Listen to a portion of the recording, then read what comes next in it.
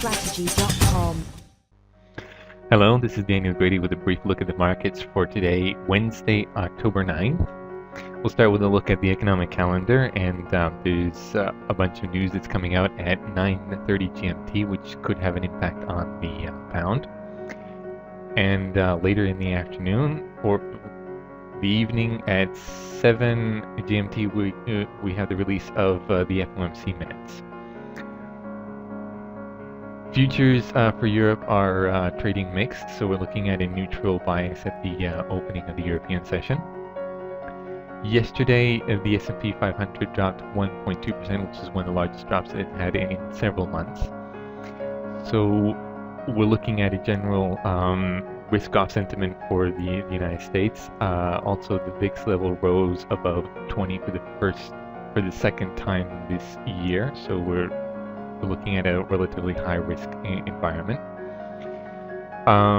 The euro yesterday was largely flat in trading.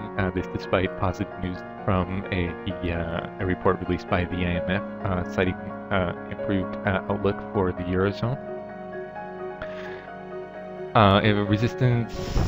There's a very weak resistance level developing here at 136, and support remains at 135.50.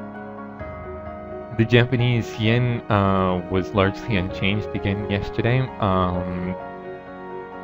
Following this long-term downwards movement, we could probably be looking at a relatively short-term correction, but the overall bias for this pair remains downward.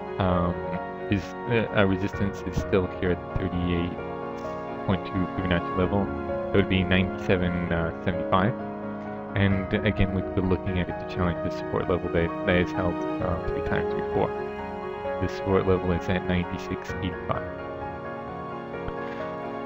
Like we mentioned before, there could be positive news out of the United Kingdom. If industrial production is higher than expected, we could see the pound look to challenge once again the 162.50 level, which formed support in its latest movement.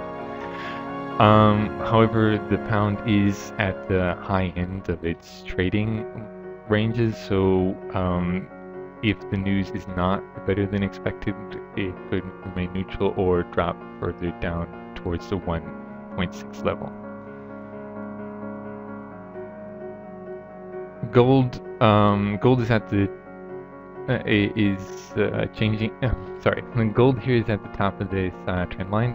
The overall bias continues to be down, but whether or not gold will break through this level will depend on continuing uncertainty in Washington. And that's it for today. Thanks for watching, and happy trading.